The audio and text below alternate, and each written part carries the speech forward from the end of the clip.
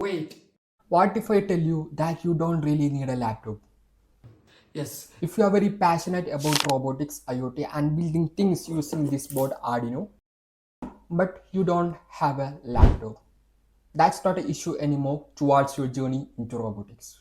Now you can code your board using your mobile phone. This is a common OTG that supports your phone.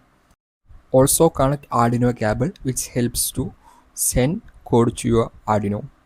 Make sure all the connections are fine and plug in safely. You can actually see two LEDs are turned on. This is the final setup to program our Arduino. After all the requirements setup, go to this app and connect your board and port. Here you can see an example code that brings LED on Arduino board. I just take this code to show you how works and upload the programs which you want.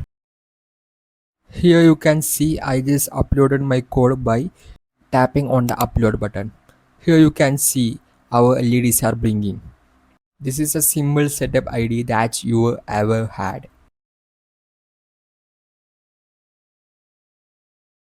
Now the ID is in your pocket. This is how we use our mobile phone as Arduino IDE. If you want the app link, I will send it to your DM. Comment down IDE. Follow for more.